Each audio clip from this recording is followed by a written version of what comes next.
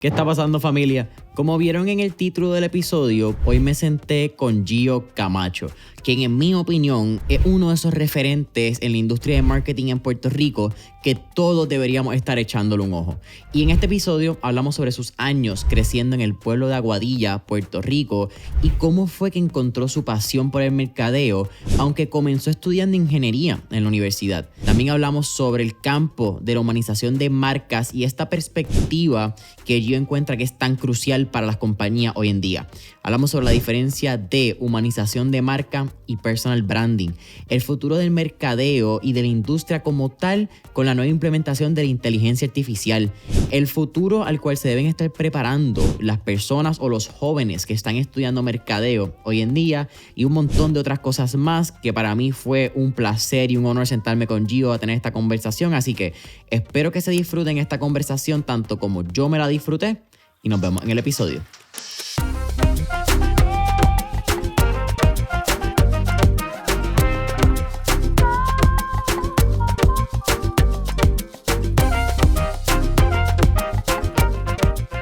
Gio Camacho, ¿qué está pasando, brother? Bienvenido a Mentores en Línea.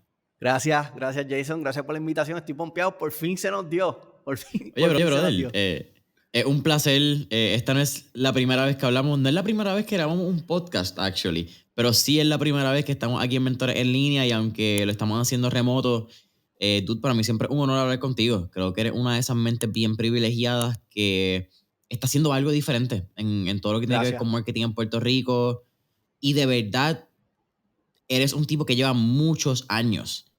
Quizás a veces te conocemos, yo te conocí en el 2019, la primera vez que supe de Gio Camacho, y ya tú llevabas par de años haciéndolo. Y eso a mí me gusta porque... Llevo 14 oficial, básicamente. 14 años. 14 años oficialmente. ¡Wow! Ok, lleva un poco más de lo que yo pensaba. Háblame de eso, porque algo que tuve la oportunidad de ver, hay que mencionar, eres de Aguadilla, eres del área oeste de Puerto Rico, creo que eso te hace bien particular. Con mucho orgullo. Aunque no se ve en el video, yo me levanté esta mañana pensando, voy a entrevistar a Gio, me puse la camiseta de Surf Zone representando el shop del área oeste. Muy bien. Saludo al corillo de los Geiger. Pero empezaste estudiando ingeniería en Mayagüez, en el RUM, el colegio 802, con orgullo. ¿Cómo fue tu crianza? ¿Cómo fueron estos años creciendo de Gio? ¿Y qué tenemos que saber de tu crianza para entender cómo es Gio hoy en día? Es una pregunta, fíjate, interesantísima porque nadie me ha hecho esa pregunta y pienso que es una pregunta que da mucho valor en lo que vamos a estar discutiendo, ¿verdad? La realidad es que yo me crié en un hogar donde fue clase media trabajadora. O sea, mis papás se esforzaron muchísimo. Mis papás dejaron de comprar muchas cosas para poder pagar mi escuela o para comprarnos los tenis. Y es algo por lo que todavía yo admiro muchísimo a los viejos míos, por todos los sacrificios que pasaron, ¿verdad? Pero tuve una buena educación. En mi casa tuve una buena educación. En mi casa tuve una educación, a mí me enseñaron a ser buena persona, a ser buen ciudadano, me enseñaron a amar a mi prójimo, me enseñaron lo que era ser unos padres desprendidos, amigos desprendidos, y todo eso yo lo aprendí en mi casa. Y por eso me siento sumamente afortunado. Todo eso es parte de quien yo soy y le añade a la perspectiva de cómo yo veo las cosas. Así que un poco yo le digo a todo el mundo, la gente me dice, tío, ¿de dónde tú sacas estas ideas? ¿Cómo tú piensas así? Dice, bueno, es que nosotros somos el conjunto de nuestras experiencias. Todo lo bueno y todo lo malo por lo que yo he pasado es lo que me hace. Y todo lo bueno y lo malo por lo que yo he pasado es lo que me da la perspectiva. Por eso es que es tan importante que en estas conversaciones se den, porque en estas conversaciones Jason va a tener una perspectiva que es de Jason, inevitablemente, por la vida que ha tenido. Me gradué de la high school, me voy para la universidad, quiero ser ingeniero porque en ese momento tú querías ser o ingeniero, abogado, o doctor o algo, right? El valor social, tú quieres subir en esa jerarquía de dominancia social. Así que básicamente yo digo, yo quiero ser ingeniero, yo siempre me ha gustado los inventos, a mí me encantan los inventos, me gustaba la ciencia, me gustaba la matemática. Así que me voy a hacer ingeniero y me voy por ingeniería eléctrica de todas las más abstractas. Así que en mi cuarto año, ya antes me estaba dando cuenta, esto no es lo mío. a mí me encantaba vender. So, ya yo tenía unos microemprendimientos, que ahora le dicen microemprendimientos, ¿verdad? Pero en ese entonces eran como unos guisos. Yo siempre estaba buscándome chavito en esto, vendiendo camisetas, haciendo unos diseñitos gráficos por aquí. Y decido que yo quiero, en mi cuarto año, ya terminando, decido que me quiero cambiar para mercadeo. Y esa fue una de las decisiones más difíciles de mi vida. Sin embargo, una de las decisiones más importantes de mi vida. Y eso para mí siempre ha sido una enseñanza, porque las decisiones más importantes de tu vida usualmente van a ser de las más difíciles de tu vida. Así que hablo con los viejos, imagínate, pasar de un ingeniero a ser alguien de marketing. En ese entonces, that was not cute. Me voy a estudiar mercadeo. Ya yo había cogido todas mis electivas en mercadeo, así que yo un poco había aprovechado algo y me graduó de marketing. Pero ese tiempo, les dije ahorita, nosotros somos el conjunto de nuestras experiencias. Ese tiempo que yo estuve estudiando ingeniería me formó grandemente, porque desarrolló en mí una capacidad que ya yo un poco tenía, pero desarrollé más. Y es la capacidad de pensar como un marketeer, right? Pensar como pensaría un psicólogo en las emociones, en el comportamiento, etc. Pero igual tener una afinidad hacia los números, hacia la estructura, hacia las estrategias, right? La probabilidad. Y tú poder mezclar esas dos cosas, yo pienso que eso es como mi mente opera, literalmente mi mente opera así. Y ese tiempo y ese crecimiento que pude tener ese tiempo que estuve estudiando ingeniería, que por poco termino estudiando ingeniería, y la razón principal por la que me quité fue porque dije, si me gradúo, voy a buscarme un trabajo en esto y voy a trabajar en esto toda mi vida. Literalmente eso fue lo que pasó. Yo dije, si yo me gradúo, me voy a conseguir un trabajo en esto y me voy a quedar trabajando en esto toda mi vida. La pregunta fue, ¿yo quiero trabajar en esto toda mi vida? Pues en ese momento la respuesta fue no. Y por eso fue que entonces decidí moverme. Me gradué de mercadeo, tuve un trabajo, tuve por 3 años trabajando en el gobierno, aprendí muchísimo allí, pero ya yo tenía un negocio que estaba corriendo a la par con eso, y en mi tercer año, justo el año que me casé, y justo el día que me ofrecieron un aumento salarial, fui y presenté mi carta de renuncia, y desde entonces he trabajado con marketing y mercadeo y publicidad, y ha sido un camino bien, bien cool, definitivamente. Déjame ir entonces a tus años de universidad, ese que mencionaste en cuarto año de ingeniería. Una flipa, que hayas tenido los pantalones de en cuarto año de decir, ¿sabes qué? Esto no me gusta. Eso está macabro, para no hablar en francés. Pero mirando también nuestra audiencia, que tenemos parte de nuestra audiencia que quizás son jóvenes, están graduándose en universidad, quizás están en estos años turbios de la vida donde hiciste algo quizás por presión, hiciste algo porque era lo que tus papás querían, pero realmente eso no es lo que te gusta. O quizás estás en ese periodo donde te estás dando cuenta que eso no te gusta, pero no sabes cómo cambiar, no sabes si eso es aceptado socialmente. ¿Qué tú le recomendarías a esas personas basado en tu experiencia? Un profesor de historia, mientras estaba estudiando, cogí una electiva en historia de Puerto Rico. No tenía nada que ver con lo que me dijo. Un profesor de historia de Puerto Rico estaba cogiendo una electiva mientras estudiaba ingeniería. Me dijo una vez, tú puedes llegar a ser bueno en algo que no te gusta, pero nunca vas a ser excelente. Y a mí eso se me metió por dentro, me hizo un hardwire. Ese día yo me di cuenta que si yo seguía estudiándolo eso, yo tal vez podría llegar a ser bueno, pero nunca iba a llegar a ser lo que yo aspiraba a ser en algo, right? En ese lugar donde tú dices, este es mi propósito. Literalmente tú encuentras propósito en lo que tú haces. Y yo pienso que, obviamente, definitivamente, y es porque socialmente se nos ha establecido unas ideas y unos paradigmas. Y al final del día, yo siempre le digo a todo el mundo, tú puedes hacer dinero en cualquier cosa, si sabes vender. That's it. Si tú aprendes a vender, tú vas a hacer dinero en cualquier cosa. Y si te sabes vender, ¿verdad? Y si eres bueno en lo que haces. Y un poco, yo creo que esta generación es algo que necesita escuchar, pero igual hay otra cosa que esta generación yo siento que necesita escuchar. Y es que uno crece en la universidad.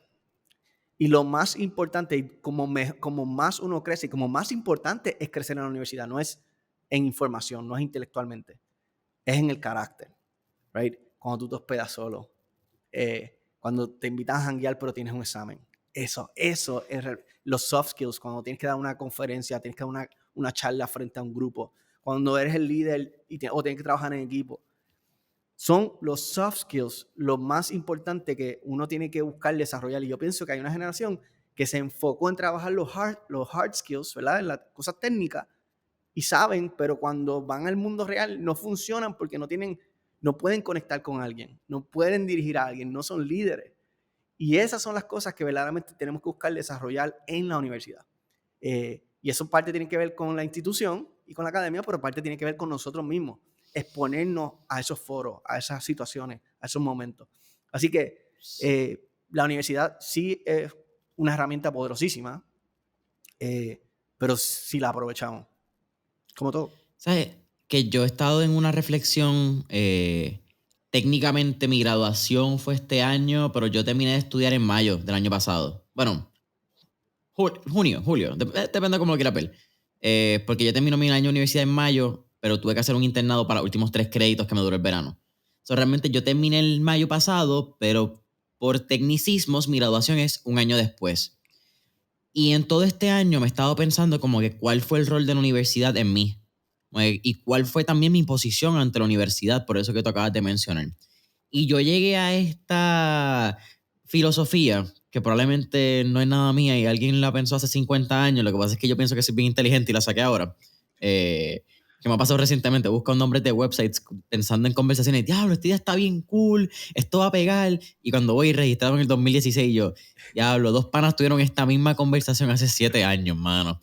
Y, mano, yo creé la filosofía de que hay 2 tipos de personas cuando va a la universidad. Está la persona que pasa por la universidad, que en este caso es la persona que adquiere los hard skills, y están las personas que la universidad pasaron por ellas, que son las personas que desarrollan estos soft skills. Y yo lo digo de esa manera porque hay gente que va bien enfocada a la universidad y van a la universidad. Van a sacar buenas notas, van a estudiar, van a hacerse profesionales, pero nunca vivieron la experiencia universitaria. Entonces, cuando tú vives la experiencia universitaria, que tú te das cuenta, mano, espérate, que hay un montón de gente que no piensan igual que yo. Mano, espérate, que mi punto yo lo tengo que poner a debatir con esta persona. Espérate, mano, esta persona viene de un background totalmente diferente al mío y está metiéndole mano igual que yo. Coño, yo creo que yo tengo que subir mi nivel de juego.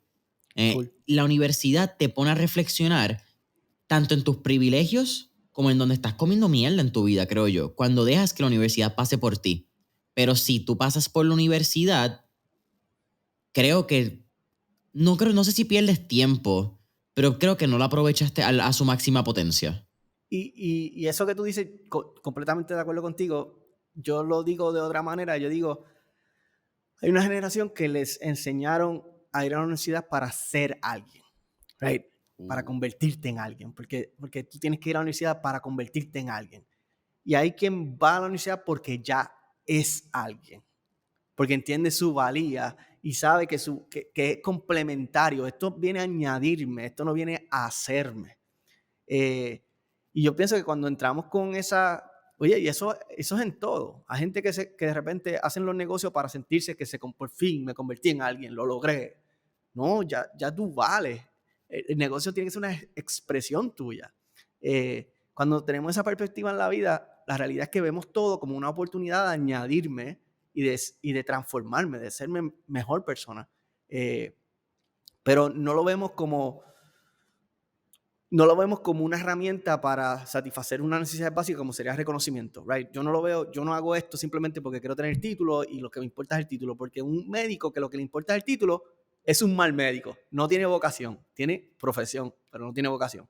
Y hay mucha gente que tiene profesión, pero no tienen vocación. O sea, eso su corazón no hace boom boom por lo que están haciendo, y se nota en la forma en que lo hacen. Por eso mi profesor decía, tú puedes llegar a ser bueno, pero no vas a ser excelente a menos que lo ames, a menos que te guste. Y eso es lo que yo aspiraba y eso es lo que yo pienso que todos deberíamos aspirar a. Claro. Y quizás haciendo este pase entonces de marketing y la universidad a mercadeo, me comentaste que trabajaste 3 años. Quiero hablar un poco de cómo entonces haces este shift de emprendimiento, porque me parece bien curioso. Hoy en día está la narrativa de que tú sales de tu universidad y puedes emprender directamente. Tú decidiste tener un trabajo estable y paulatinamente hacer como que este shift hasta que tu empresa cogió el rol de tu trabajo. Pero antes de que me cuentes eso, ¿cómo tú crees que ha cambiado el rol del marketing actual, marketing que se hace en la calle, en comparación con el mercadeo que se enseña en las universidades? Porque creo que también eso es otra cosa, ¿verdad? Te enseñan todavía en universidades tu tradicional SWOT, tu análisis de mercado, tus campañas, que quizás puede ser como que esta mezcla de publicidad y mercadeo. Pero, y no estoy diciendo este comentario culpando a la universidad ni culpando el sistema, porque hay otras razones y hay muchas cosas fuera del sistema que yo creo por la cual no estamos tan adelantados. Una conversación un poco más larga. Pero no es la actualidad. Incluso no es el futuro, que vamos a hablar un poco de eso yo creo en este podcast. Definitivo. Y estoy completamente de acuerdo y pienso que en sí, en parte, ¿verdad? La universidad tiene culpa en esto. No se actualizaron. Yo recuerdo haber cogido clases que cuando yo estudiaba, ya yo sabía, porque mientras yo estudiaba mercadeo, ya yo estaba corriendo negocios básicamente, o estaba corriendo unos micro emprendimientos que tenía afuera. Ya yo estaba haciendo publicidad para otra gente. Sin embargo, yo me daba cuenta que no había una relación, es como una burbuja, ¿no? Estamos enseñando una teoría que cuando tú lo llevas al elemento práctico, a la realidad, hay cosas que son importantes, hay cosas que son, o sea, mi clase favorita fue comportamiento del consumidor. Todavía hay cosas que yo aplico y recuerdo de esa clase que yo digo, esa clase fue fundamental para la forma en que yo pienso. Pero igual hubieron clases que yo digo, hubo clases que yo decía, you know, what's the point of this? No me estás enseñando nada práctico, nada útil, nada que está funcionando del día a día. Y yo pienso que ahora, y parte tiene que ver en que todo lo que se convierte en un negocio, con mucho respeto, ¿verdad? Pero todo lo que se convierte en un negocio a veces pierde la perspectiva. Y no todas las universidades, porque muchas universidades, y no todos los profesores, porque muchos profesores, yo no creo que es ni culpa de los profesores, pero muchas universidades de repente vieron el cachimiro y dijeron, lo que necesitamos es pasar gente por aquí, porque esto es una fábrica de diplomas. Claro. Y se nos olvidó que más que una fábrica de diplomas, es un espacio, tiene que ser un espacio para desarrollar la mente. Y pues teníamos muchos diplomas y pocas mentes. Y yo pienso que eso todavía lo vemos y todavía lo sufrimos. Así que, pues, Wow, tenemos muchos diplomas y así como pocas se bate el mentes. cobre. Yes, Wow. Powerful y fuerte. Una realidad bien fuerte. definitivo. ¿Cómo llegas a este campo de la humanización de marcas, humanized branding o humanized, ¿verdad? Marketing? Porque es como un subnicho dentro de lo que del marketing en general. ¿Cómo fue tu introducción a este mundo? So, más que un nicho, yo digo que es una perspectiva, right? Yo digo que es una forma de ver el mercadeo y los negocios, ¿verdad? Porque todo empezó porque obviamente yo trabajaba en marketing y todo empezó, ¿te acuerdas cuando te decía mi crianza, la forma en que me enseñaron a ver la gente, etcétera, etcétera? Yo me di muy pronto en mi carrera, yo me di cuenta de algo, una realización. El mercadeo es una herramienta bien poderosa. Y una herramienta bien poderosa sirve para dos cosas, ¿verdad? Sirve para, si yo la utilizo sin considerar a las personas, yo voy a terminar vendiendo, voy a terminar haciendo billetes, pero no necesariamente voy a terminar añadiéndole valor a la vida de la gente. Y eso lo vemos hoy día con compañías, con personas que utilizan herramientas de mercadeo que yo las puedo identificar porque yo trabajo en esto y les funciona, porque es que las herramientas funcionan. Y digo que el mercadeo es psicología aplicado a la venta. Tú entiendes cómo se comporta la gente, entonces ahora tú puedes insertarte en su comportamiento para venderle un producto o un servicio, basically. Pero hay otra perspectiva, right? Y es que, ¿qué pasa cuando verdaderamente tú dices que yo quiero añadirle valor a la vida de los demás? Y eso incluye a mi cliente. Pero eso no incluye a mi cliente, eso incluye el cliente de mi cliente, right? Yo quiero añadirle valor a la vida de los demás. Pues eso te da otra perspectiva en cómo tú ves el mercadeo, cómo tú ves las estrategias que vas a utilizar, cómo tú ves la publicidad. Así que más que una estrategia, yo pienso que es una perspectiva. ¿Cómo llegué ahí? Bueno, va desde mi crianza, hasta cuando de repente digo, estaba trabajando con muchas cosas que tienen que ver con branding. Me encanta el tema de posicionamiento de marca, porque pienso que la parte más importante del mercadeo es posicionar la marca. Si tú posicionas la marca, tú vendes hoy, pero vendes mañana. Pero eso es un tema para otro podcast. Y de repente digo, yo necesito posicionar mi marca también, right? ¿Y qué es lo que me distingue como marketeer? ¿Qué es lo que me distingue como profesional de la industria? Mi perspectiva. Pues entonces vamos a enfocarnos en algo. Recuerdo que, y esto pasó, y esto tal vez por eso mucha gente me conoce después de María, ¿verdad? Del huracán María. Porque ahí fue el shift. Ahí fue que yo decidí flipear el switch. Y recuerdo que estaba sentado en un coffee shop y yo hacía muchas cosas. Yo trabajaba en publicidad de mercadeo. Pasó María, todo el mundo estamos en survivor mode. So, alguien me pregunta, Gio, ¿qué estás haciendo? Y yo estoy en modo sobrevivencia, yo le digo todo lo que podía hacer. Fue un momento donde de repente dije todo lo que podía hacer. Yo dije, mano, pues puedo hacer esto, hago esto, hago esto, hago esto, hago esto. Y él me dice, Gio, ese es el problema. Dice, ¿cómo que ese es el problema? El problema es que estás haciendo tanto que yo no sé por qué recomendarte. Y ese fue otro momento como el del profesor que fue como que, ¡pum!, flipeaste un switch. Y ese día yo me di cuenta que yo tenía que enfocarme en algo. Y que yo tenía que enfocarme en lo que me distingue. Y ahí es donde viene el concepto y ahí es donde viene la idea de la humanización de la marca. Y si la gente me pregunta, ¿yo qué tú haces? Yo digo, yo humanizo marca. That's my job. A través de la publicidad, a través de montones de cosas. Y básicamente de ahí es que viene la idea de, ok, vamos a enfocarnos en humanizar la marca. Y es algo que llevo bien cerca de mí porque soy yo, right? Yo no veo al consumidor como solamente, porque es importante, pero yo no lo veo solamente como una venta o como un clic o como un share o como un like. Yo pienso, eso es una persona, eso es un humano, eso es alguien que está detrás, right? Y ese humano tiene necesidades básicas, pero tiene necesidades emocionales, fisiológicas, de reconocimiento, de autorrealización. Abraham Maslow lo estableció, la psicología lo establece. ¿Cómo yo le llego a ese humano para añadirle valor a través de mi estrategia de mercadeo? Y eso es lo que nosotros hacemos aquí en la oficina y con mi team, pensar cómo yo le añado valor a la gente a través del mercadeo. That's it. Y es un trabajo que me encanta porque, again, va bien alineado con mi filosofía de vida. Así que no es algo que tú estás forzando, es una perspectiva distinta porque es tuya, por decirlo así. Es como tú ves la vida. Así que, básicamente, de ahí viene todo el concepto de la humanización y por qué me meto en eso. Ha sido un camino bien, bien chulo. Vamos a hacer la pregunta de los 1000 chavitos. Yo creo que quizás que personas que están escuchando lo que es humanización de marcas por primera vez pueden tener. ¿Humanización de marca es lo mismo que personal branding? No. ¿Por qué? ¿Y cómo se diferencian? Son diferentes puntos del mismo espectro. Y te voy a explicar básicamente. La marca corporativa, como la conocemos, la compañía, el producto, el objeto, right?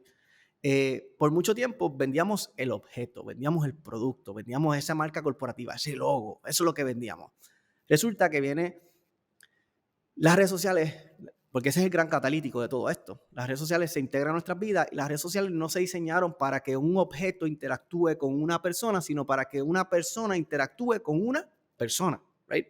Así que la marca como objeto, como compañía, como corporación, empieza a interactuar con el ser humano como si fuera una persona. Y ya esto es una clase de humanización express, ¿ok? Esto es condicionamiento clásico. Yo llevo tanto tiempo interactuando con las marcas como si fueran alguien que ya eventualmente yo siento que son alguien y yo me comporto como si fueran alguien, right? Llevo tanto tiempo haciéndolo, las redes sociales me obligan a hacerlo, me obligan a tener conversaciones, a decirle me hiciste reír, me hiciste llorar, expresar mis emociones. Las redes sociales me obligan a hacerlo, pues entonces ya yo siento que la marca es una persona. La humanización es que la marca corporativa, la marca, la corporación se tiene que proyectar más como una persona y menos como un objeto. No es que deje de ser un objeto, es que se tiene que... la humanización existe en el in-between, right? Yo me proyecto más como un humano, más como una persona y menos como un objeto. La forma en que yo hablo, si le pongo cara, si le doy personalidad, todas esas cosas van a ser importantes para la industria, para la compañía. La marca personal es el otro lado. En la marca personal tú tienes una persona que necesita proyectarse como un producto. Porque una persona que no se proyecta como un producto es una persona. Y tú no eres alguien que yo quiero comprar. No eres alguien donde yo quiero intercambiar dinero por tu tiempo o dinero por tus assets, por tu mente. Entonces, en un lado del espectro yo tengo que la compañía se tiene que proyectar más como un humano, pero en el otro lado yo tengo que el humano se tiene que proyectar más como una compañía. Porque si no, va a pasar lo que pasa con tus amigos cuando te piden un favor. Ellos no esperan que tú le cobres, porque tú eres su amigo, right? Porque ellos no te ven como un producto. Tú tienes que convencer a la gente de que yo soy una persona, pero soy un producto. Si tú quieres de mi tiempo, si tú quieres de mi esfuerzo mental, si tú quieres de mi talento, tú tienes que pagar, right? Así que piensa que hay una línea, un espectro, en un lado tienes la humanización y el otro tienes el personal brand, y ambos tienen que moverse al centro, donde se sienten menos como un objeto y más como una persona, o se sienten menos como una persona y más como un objeto. Básicamente, espero, ¿entendiste esa parte? No, me encantó, porque creo O sea, que esa es la distinción, en realidad. No es lo sí, mismo, pero operan en el mismo ambiente. lo hiciste en una manera express, 101, fácil de entenderlo. Cool. Mover la perspectiva de la marca que sea un objeto a que también tenga que ver una persona y viceversa. Es como, Literal. y lo interesante que mencionaste es que no son mutuamente excluyentes. Ambos No. pueden convivir porque uno no le resta al otro. Y entonces ahí te De, pregunto, de hecho, lo que está pasando es que en los negocios, lo- la- las compañías están desarrollando unos subbrands que son marcas personales. Ahora mismo tú piensas en Facebook y tú piensas en alguien. Tú piensas en Tesla y tú piensas en alguien, right?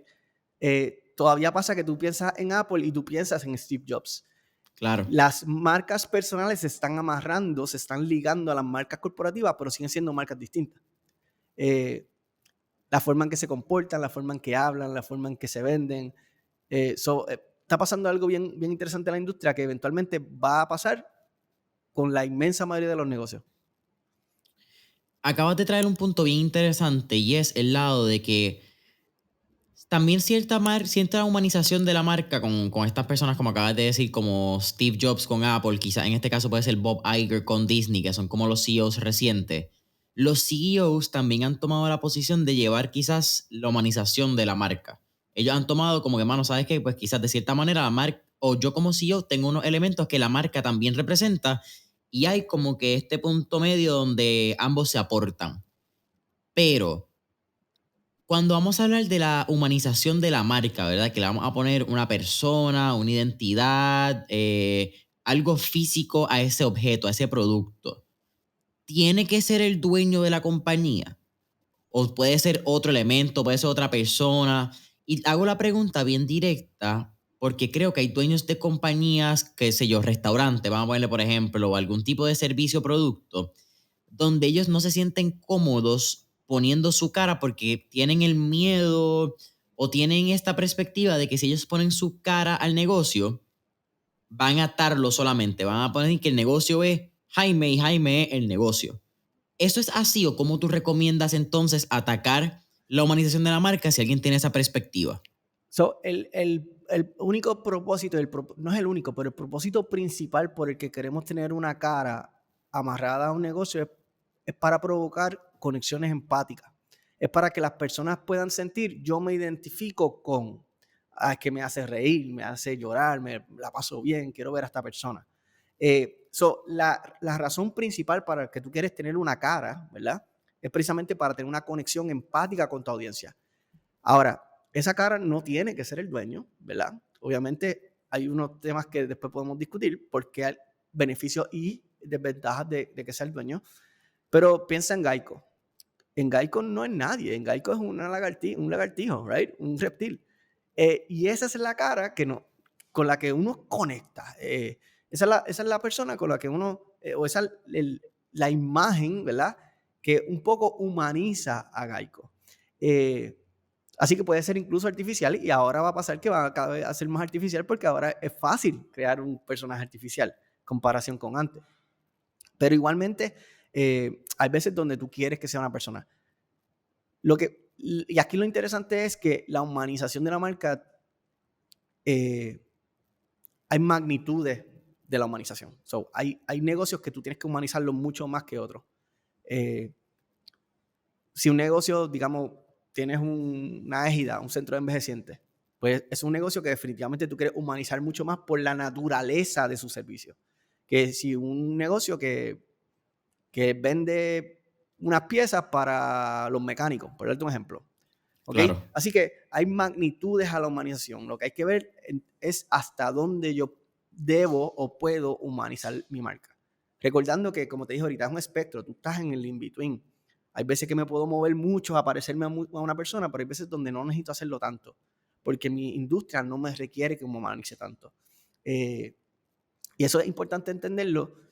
Lo que pasa es que las pymes, los negocios pequeños y medianos, definitivamente por la naturaleza de su producto, por la naturaleza de su tamaño, no de su producto, de su tamaño, usualmente los dueños son una parte bien importante porque tienen tanta influencia en el negocio que la gente los busca, la gente los quiere ver, etcétera, etcétera.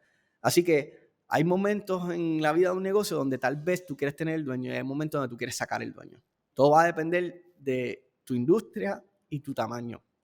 Yo siempre le digo, y con esto cierro un poco el punto, si tú eres una parte fundamental de la experiencia de compra del consumidor, entonces tú eres una parte fundamental de tu publicidad.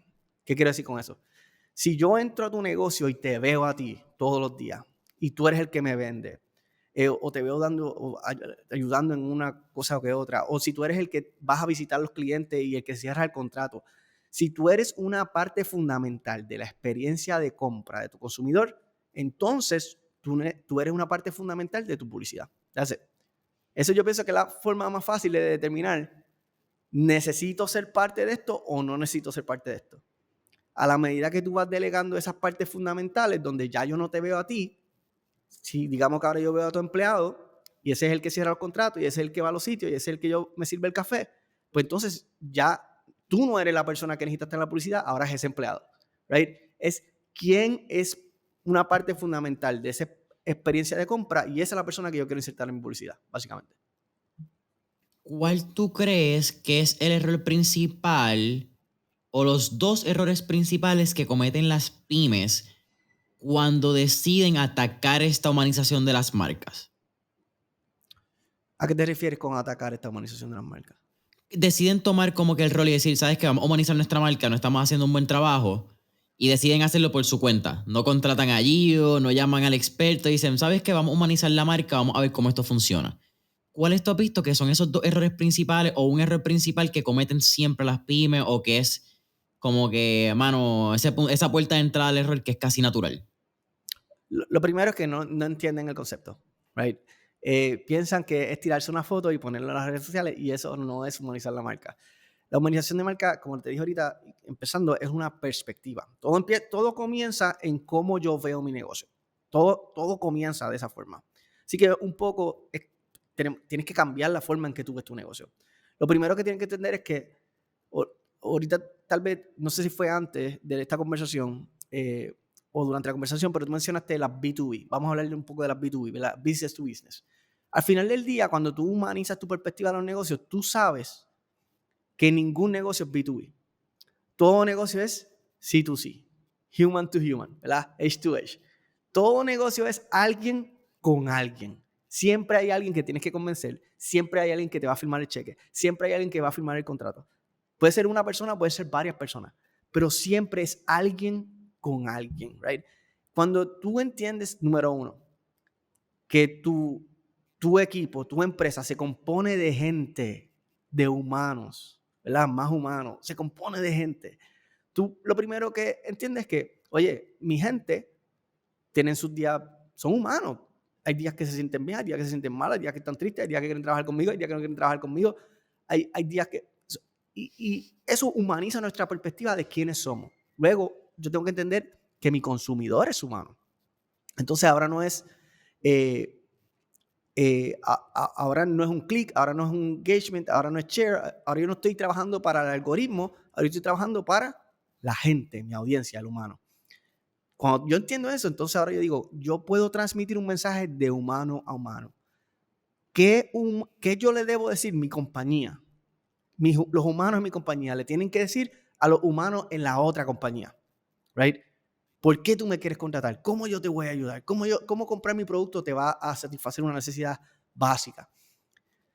Cuando yo logro hacer eso, ahí es que entonces empezamos a humanizar la marca. Así que la humanización de la marca empieza con una perspectiva que se transmite a través de una estrategia.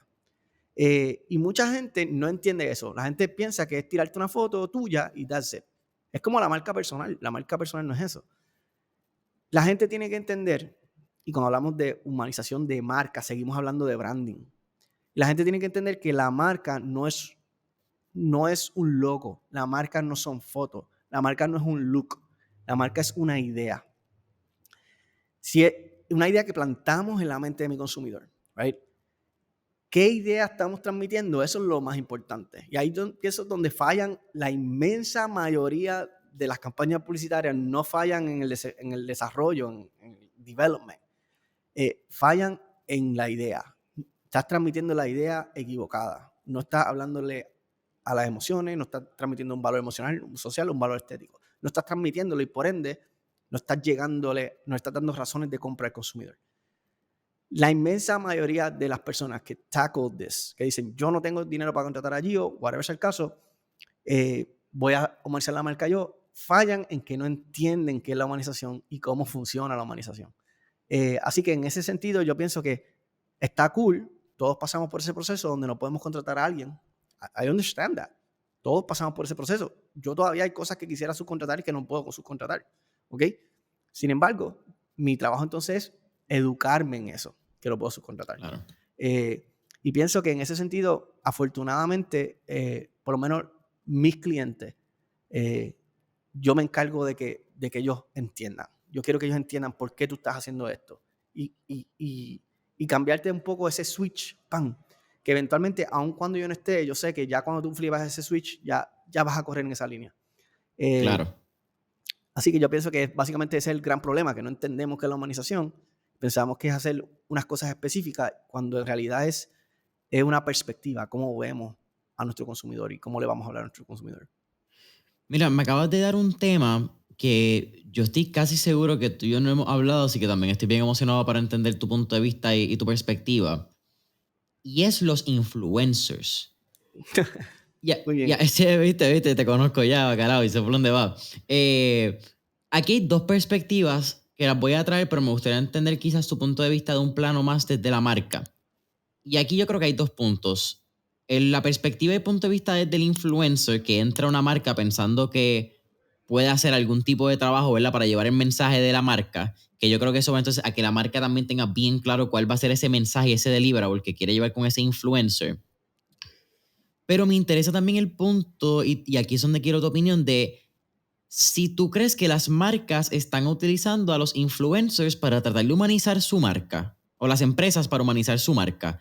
Como que quizás en vez de estar haciendo el trabajo ellos desde la raíz, de entender su idioma, entender el mensaje que quieren llevar, cómo quieren hacer el deliverable, toda la perspectiva de la humanización, dicen, mano, ¿sabes qué? Vamos a meterle $1,000 a este influencer, vamos a meterle $2,000 a este, que esta persona haga la campaña y que ellos se conviertan en la imagen de la marca.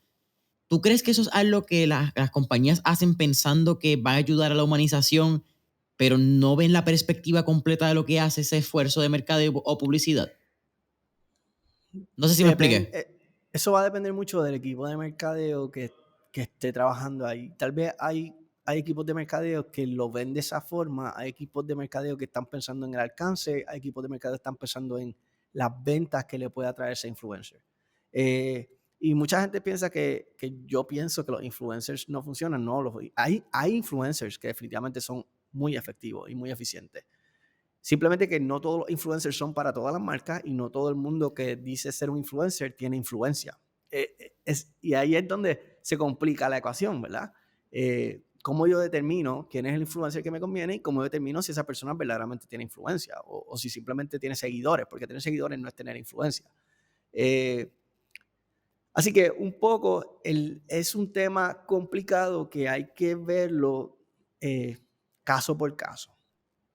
En relación a si están utilizando estos influencers para humanizar la marca, no sé si esa es la intención o la estrategia de muchos de ellos, pero yo, en mi opinión, y again, en el mundo del mercado hay muchas opiniones, no tenemos que estar de acuerdo en todo, no es una buena idea utilizar un influencer para humanizar la marca. Y la razón es porque un influencer es un mercenary for hire, right? Es un profesional for hire. Tú estás contratando a alguien y esa persona hoy trabaja contigo, pero mañana trabaja con otro. Y si tú puedes hacer contratos de non-competes, etcétera, pero que al final del día, obviamente, ningún influencer te va a decir, mira, yo no voy a competir eternamente y para siempre, yo no voy a competir contigo. No. Así que tú lo puedes contratar hoy, pero mañana esa persona representa otra marca. Y después representa a otra que tal vez podría llegar a ser hasta tu competencia, right? Así que un poco tú no quieres, cuando estamos hablando de marca, estamos hablando de algo long term, no estamos hablando de algo short term. Estamos hablando de algo que va a trascender las campañas publicitarias. Tú quieres contratar a influencers para campañas publicitarias y tal vez fortalecer la marca, pero lo que tú no necesariamente quieres es hacerlo parte de la marca. Porque si lo haces parte de la marca, podrías estar cometiendo un error que esa persona, cuando se vaya, se va a llevar un canto de tu marca, por decirlo así, right? Y es algo que no necesariamente tú quieres que pase. Así que un poco usarlo como un spokesperson. ¿Puede humanizar? Sí, podría humanizar en cierto sentido, ¿verdad? Le conecta mejor con la audiencia, pero hay que tener mucho cuidado en darle demasiado de leverage a una persona que no es parte de. Porque las personas, todos sabemos que todos estamos por un tiempo limitado, porque hasta los CEO pasa lo mismo, pero es mucho más difícil o usualmente tarda más tiempo cambiar un CEO que cambiar un influencer. Así que simplemente tener eso en consideración. Vamos a hablar un poquito del futuro de marketing, que eso fue lo que estuvimos hablando ahí en el pre-podcast session. Y hablamos un poquito de ChatGPT, hablamos un poquito de inteligencia artificial, pero quizás entrando y saliéndonos como que tocando ese tema de las marcas personales, más humanización de marca. ¿Qué rol tú crees que está teniendo no solamente ChatGPT, ¿verdad? Porque ChatGPT sabemos que quizás puede ser el lado más textual, puede ser el lado de información. Tenemos que mirarlo casi como un search engine, al fin y al cabo. Eso es lo que está tratando de ser ChatGPT en este punto.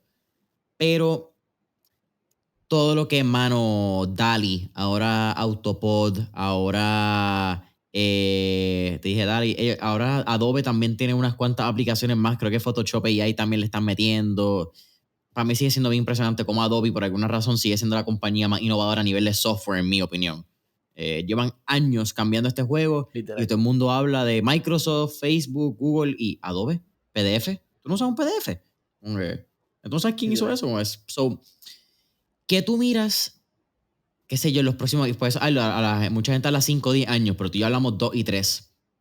¿Dónde tú miras o qué herramientas tú crees que en 2 a 3 años van a ser esenciales para cualquier profesional de mercadeo o persona que está entrando a la industria de mercadeo? La inteligencia artificial en sus distintas versiones.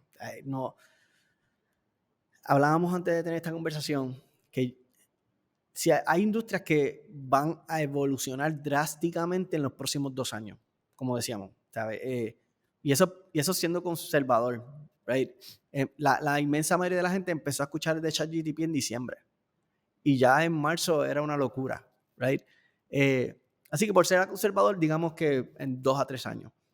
La industria del mercadeo va a pasar por esto es un threshold, lo que estamos pasando ahora mismo. Va a haber una transformación profunda en la forma en que nosotros nos mercadeamos.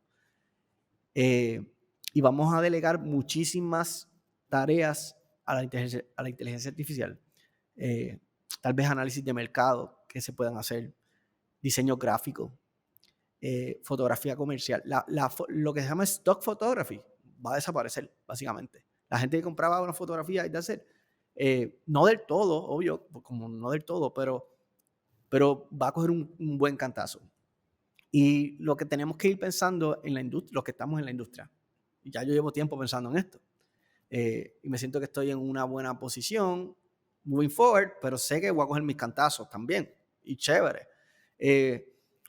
Pero los de la industria tenemos que ir pensando qué yo necesito, qué yo puedo hacer o qué yo puedo traer a la mesa que un AI no puede hacer. Y tenemos que movernos definitivamente en esa dirección. Por eso es que la parte de la humanización de repente hace tanto sentido. Porque hay cosas que una máquina no puede hacer, ¿verdad? Y una máquina puede tratar de conectar con alguien y sí podemos imitar esa conexión, pero al final del día, la experiencia, el yo sentir a alguien, el elemento de la afiliación, ¿verdad? Yo abrazar a alguien, eso no se puede sustituir. Así que piensa en el anuncio aquel de Mastercard que decía, there's things that money can buy, ¿verdad? Pero hay otras que no. Piensa que hay cosas que definitivamente los AI van a poder hacer y muy pronto van a poder hacer, pero hay que enfocarse entonces en conseguir y dar valor en lo que una máquina no puede hacer, en lo que un AI no puede hacer. Yo pienso que nos tenemos que mover en esa dirección porque muy pronto vamos a estar subcontratando inteligencia artificial para ser parte de los proyectos, parte de las campañas publicitarias, parte de los videos. Y eso está mucho más cerca de lo que nosotros pensamos.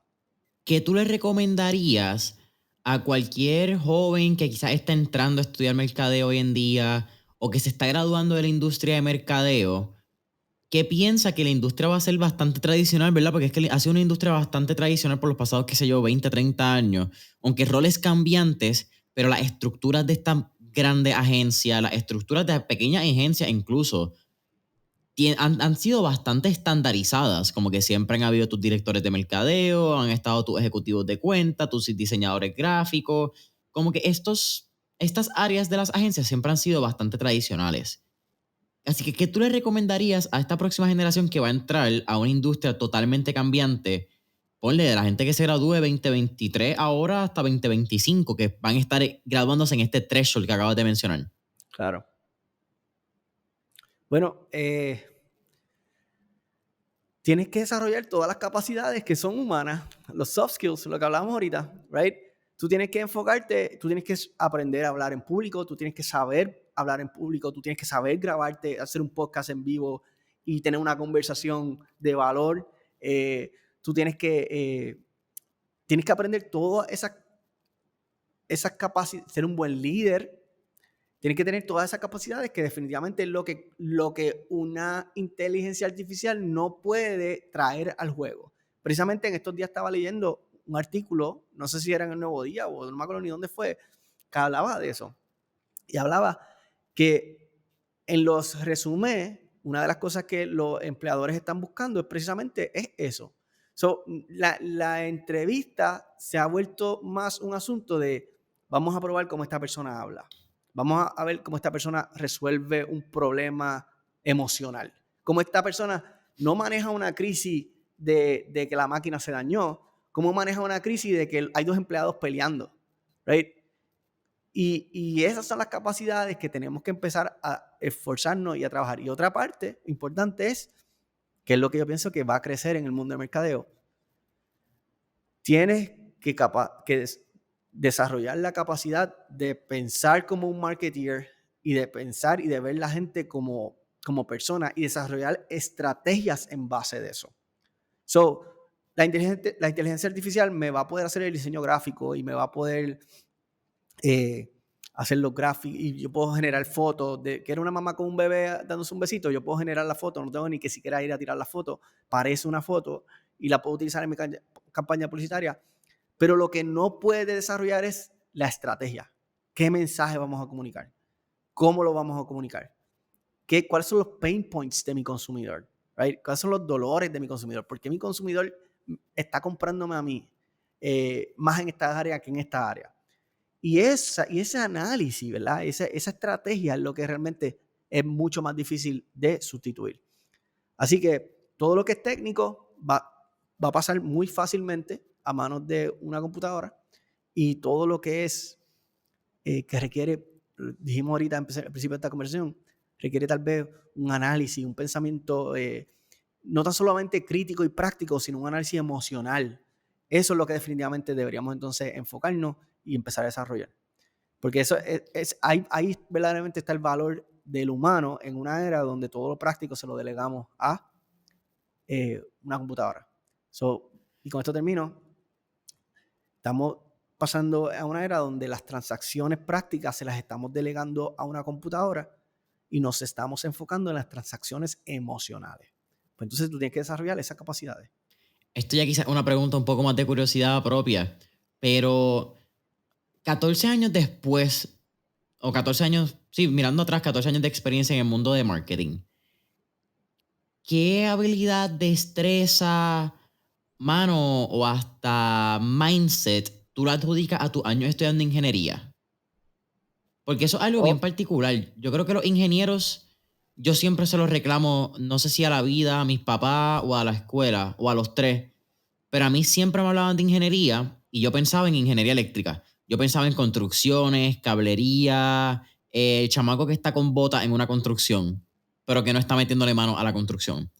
Sin embargo, cuando llego a universidad, que ya estoy tarde para cambiar mi ingeniería, porque no pensaba pasar todo ese proceso para colmo cálculo 1, cálculo 2, ¿qué más ustedes cogen? Ustedes cogen de todo.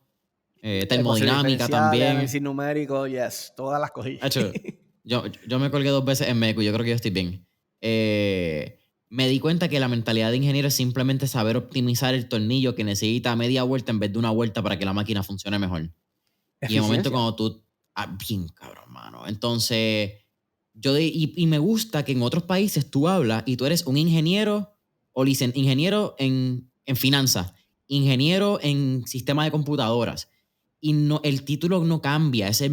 Lo que cambia es cómo atacan, yo creo, el título, cómo atacan el... Mano, no sé, la práctica académica, whatever. Esto es un viaje, eso es mi viaje, pero me parece bien interesante que llamen No, ingeniería en otros no, países. pero, pero está cool porque al final del día, si tú te pones a pensar, el trabajo, lo que pasa es que está el trabajo que le dan a los ingenieros y está para lo que un ingeniero estudia, ¿verdad? O sea, que no necesariamente es lo mismo tampoco. Pero el trabajo para lo que un ingeniero estudia o la inmensa mayoría de los ingenieros estudian es porque ellos son problem solvers, right? So tú dices, oye, tengo esta máquina que yo quiero que funcione, yo quiero optimizar esta máquina, yo quiero que me saque más piezas por segundo, ¿cómo yo puedo hacer eso? Mira, pues tal vez si haces esto, si le añades esta pieza, si haces esta otra cosa, si le añades una cámara que él mismo lo sortee, whatever sea el caso. Y un poco el trabajo del ingeniero es resolver problemas prácticos, ¿verdad? Optimizar operaciones y resolver problemas prácticos. En el mundo del mercadeo, que es lo que lo hace interesante, es que el elemento práctico es importante, pero la venta es principalmente emocional. Así que es como un poco, es complementario, porque uno es el elemento práctico y uno es el elemento emocional. Y tú puedes entonces decir, ok, yo sé que le tengo que vender a las emociones, pero en el elemento práctico, ¿cómo yo resuelvo ese problema? Y yo pienso que ahí es donde está el matchup, el matrimonio perfecto en la perspectiva. Al final del día en marketing, tú no estás resolviendo el problema, tú estás vendiendo la solución. Pero en la ingeniería tú estás resolviendo el problema. Y en el mundo del marketing lo que está pasando es que los profesionales del mercadeo se están insertando en otras áreas de los negocios. Por ejemplo, el recurso humano. Nunca, bueno, que yo recuerde, en la universidad nunca me hablaron que un marketer iba a ser una parte importante en el tema de recursos humanos. Nunca. Sin embargo, ahora se están haciendo campañas publicitarias enteras, posicionamientos de marca completo solamente para vender la idea de que nosotros somos el lugar donde tú quieres trabajar. Right? Entonces, ahora creas esta fusión donde la persona que estudió recursos humanos y estudió mercadeo tiene una ventaja sobre el que solamente estudió mercadeo. Porque ahora entiendes unos elementos internos que te van a ayudar en tu perspectiva de marketing. Así que el rol del marketeer ha evolucionado y va a seguir evolucionando y cada vez nos metemos más en otras cosas que tradicionalmente no entrábamos. Y yo pienso que eso parte de lo que me encanta de mi trabajo, es que aprendo de todo. Yo aprendo de todo. Yo veo los números de las ventas y tengo que analizar los números de las ventas, pero veo a quién le estás comprando, pero veo los reclutamientos que está pasando con eso. Y todo, empezar diciendo, ¿verdad? En esta conversación, nosotros somos el conjunto de nuestras experiencias. todo eso se suma y te da una perspectiva que ahí es donde viene la innovación. En cuando coges un poquito de aquí, un poquito de acá, un poquito de acá, un poquito y sacas una idea que no es totalmente nueva, sino es el conjunto de otras ideas. Así que pienso que, y yo soy una persona que soy así, tenemos que tratar de aprender de todo un poco. No para hacerlo todo, sino para buscar soluciones nuevas a lo que tenemos de frente. Amén. Oye, es tener distintas perspectivas que alimenten nuevas ideas y que nos traigan nuevas influencias, básicamente por utilizar la palabra, ¿verdad? Que hoy en día es influencers, pero las influencias nos hacen a nosotros. Son nuestras experiencias y nuestras vivencias. Gio, ya casi terminando, mirando el futuro y el panorama, ¿qué es lo más que te emociona de la humanización de marcas? Pienso que en el caso mío, para lo que llevo tanto tiempo preparándome, siento que ahora está casi ready para lanzarse, todavía no, ¿verdad? Pero está llegando en esa dirección. Y pienso que tenemos una oportunidad de algo que en algún momento se dehumanizó, volverlo a humanizar. Tal vez cosas como el empleo, los trabajos, la forma en que vemos los negocios, la forma, o sea, por mucho tiempo a la gente, a los empresarios se les enseñó, hey, tu prioridad 1, 2 y 3 son los negocios. That's it. Tú tienes que hacer que esto funcione y todo enfócate solamente en eso y de repente viene la humanización y viene como perspectiva y dice, no, es que el empresario es más importante que el negocio, right? Y esa perspectiva definitivamente pienso que moving forward va a ser no solamente bien importante, sino que va a empezar a resonar con mucha gente. Así que pienso que estamos en un momento bien cool para hablar del tema y que vamos a hablar muchísimo de este tema moving forward. Boom. Gio, al final de Mentores en Línea siempre hacemos 4 preguntas de fuego, así que vamos al mambo. Vamos al mambo. La primera, si tuviéramos la oportunidad de estar en esta película de Back to the Future y tener el DeLorean, ¿a qué época, década o periodo histórico te gustaría ir y por qué? Definitivamente tal vez al pasado. Si yo voy a estar presente, pues, ¿verdad? Y todo va a depender, si voy a ir como, y ya me voy bien filosófico, si voy a ir como observador o simplemente, o voy a tener un rol activo Un rol en el activo. pasado, pero, exacto, esos otros 20 pesos, ¿verdad? Me fui en una movie bien intensa. Pero definitivamente iría al pasado simplemente porque hay cosas que yo extraño que antes pasaban mucho tiempo en persona, nos veíamos mucho, compartíamos mucho, extraño la forma en que se jugaba antes, que se compartía antes, que obviamente a la medida que tú vas creciendo y la vida se complica también, eso va cambiando, y especialmente en la era digital. Así que definitivamente iría al pasado, no sé en qué momento, pero definitivamente iría al pasado.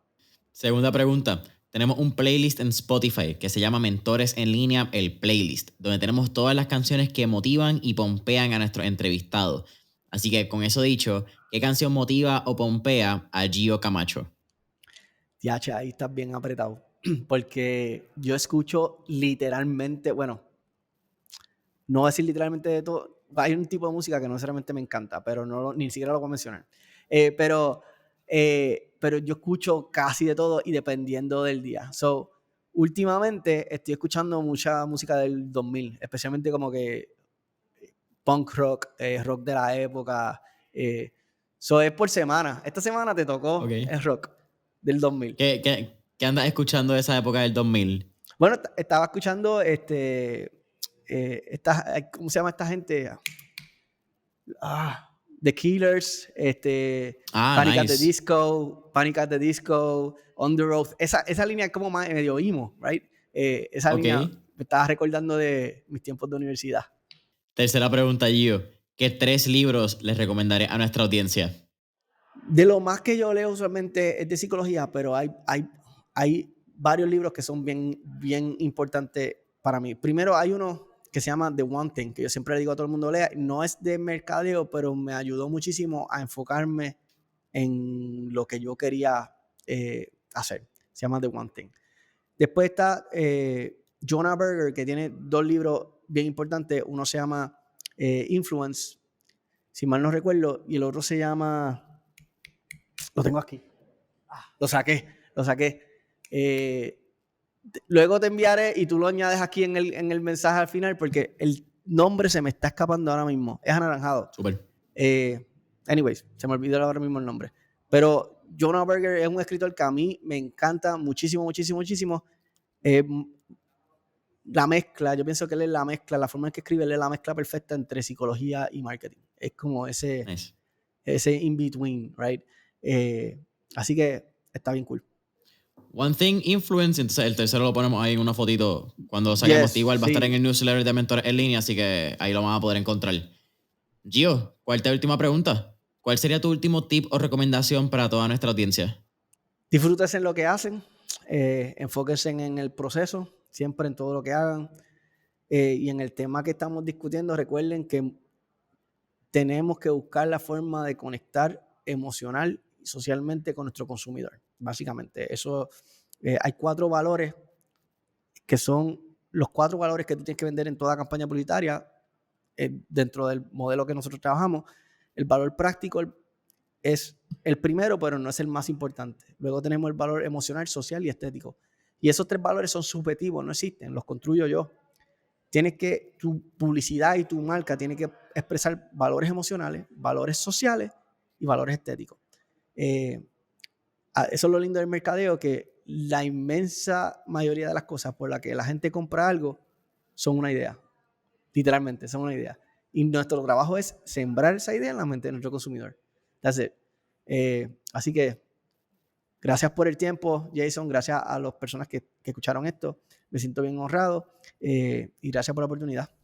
La pasé de show. Gracias a ti, nuevamente. Siempre una flip y siempre un tripeo sentarme a hablar contigo. Eres de las personas que no hablo tanto, pero siempre que hablo salgo lleno de energía, salgo bien pompeado.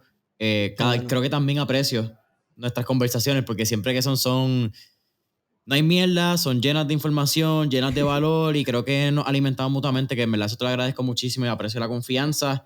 Y nada, tírale ahí a la cámara. Website, redes sociales, cómo te pueden conseguir. Sé que están dando talleres, no tenemos fecha, pero si quieren buscar más información de talleres, dónde lo hacen, y tira ahí que usted es la máquina, sin pena alguna. Bello. Todas mis redes sociales, Gio Camacho. G-I-O, C-A-M-C-H-O, Gio Camacho. En todas mis redes sociales, LinkedIn, Instagram, Facebook, etc. Mi página web, giocamacho.com, ¿verdad? Y allá pueden ver parte de lo que nosotros... La página web tiene que ver más un poco con la parte de la agencia, con la parte de los trabajos que nosotros hemos hecho y nuestros servicios, etcétera, etcétera. Las redes sociales ya tal vez es otro tema, ¿verdad? Que me gusta siempre tocar, pero importante es que me den follow, que me sigan, que me comenten, que me den... O sea, que si estás de acuerdo conmigo me lo escribas y si no estás de acuerdo también. Yo atesoro esa diversidad de pensamiento, así que es algo bien bonito que se está dando en mi comunidad y allá yo anuncio todo, mis clases, mis talleres, whatever. Así que síganme en Gio Camacho y giocamacho.com, ahí tienen toda mi información y todo mi portfolio, etc. Boom. Familia Mentores en Línea, ya escucharon Gio Camacho en todas las redes sociales. Saben que pueden seguir a Mentores en Línea en Instagram, Facebook, LinkedIn como Mentores en Línea. Mentores en Línea también en Spotify, Apple Podcasts, YouTube, mentoresenlinea.com para que puedas recibir nuestro newsletter miércoles de mentores. Y hasta la próxima.